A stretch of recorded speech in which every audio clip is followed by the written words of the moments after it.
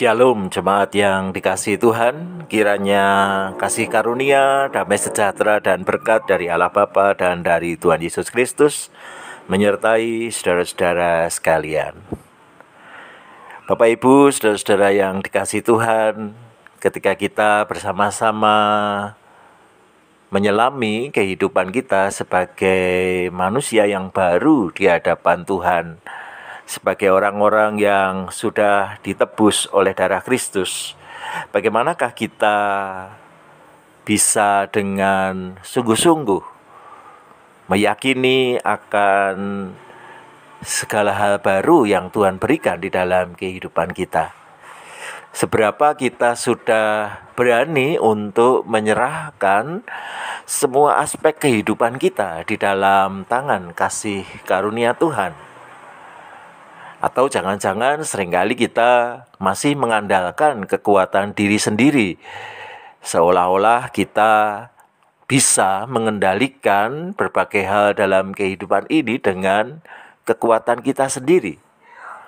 Nah, saya rasa hal ini menjadi bagian yang disoroti oleh Rasul Paulus dan disampaikan kepada jemaat di Kolose bahwa Tuhan Yesus Kristuslah yang berkuasa atas segala sesuatu di dunia ini. Di dalam Kolose 1 ayat 15 dan 16 berbunyi demikian. Ia adalah gambar Allah yang tidak kelihatan, yang sulung, lebih utama dari segala yang diciptakan.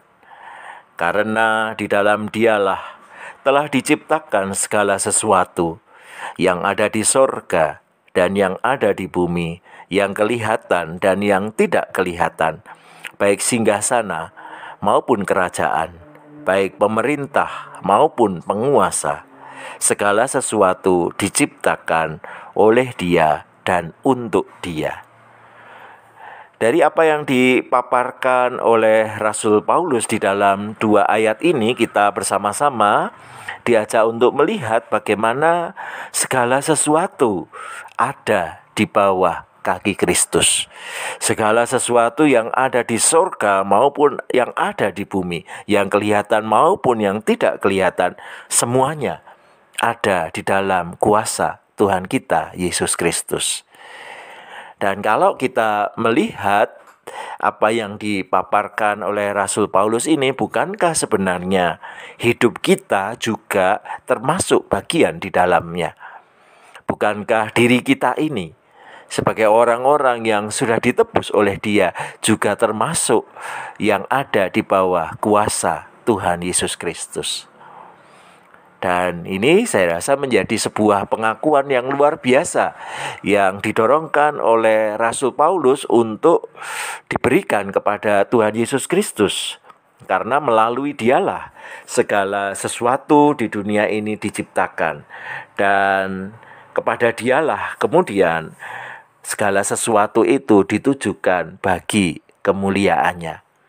Dan kalau itu yang kemudian menjadi pengakuan kita juga, kesediaan kita untuk menempatkan Kristus sebagai yang utama dari segala sesuatu di dunia ini, maka kita akan memiliki sikap hidup yang berbeda. Tentu kita akan mengarahkan kesediaan kita untuk memuliakan Tuhan, kita arahkan kepada Tuhan Yesus Kristus. Di sisi lain kita juga kemudian memiliki iman yang teguh bahwa kalau segala sesuatu menjadi berada di bawah kuasa Kristus, maka kita pun pasti akan menjadi orang-orang yang diperhatikan oleh Kristus.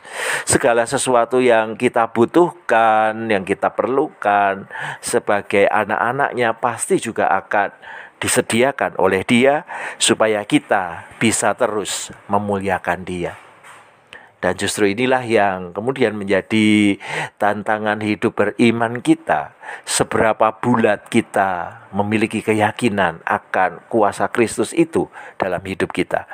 Seberapa berani kita menyerahkan seluruh keberadaan diri kita, kehidupan kita kepada Tuhan Yesus Kristus. Dan dengan demikian kita semakin diarahkan untuk lebih memuliakan Dia dengan segala perkara di dalam kehidupan kita.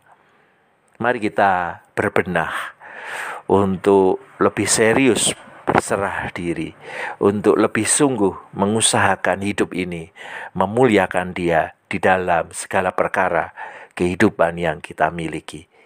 Kiranya Tuhan memampukan kita semua. Amin.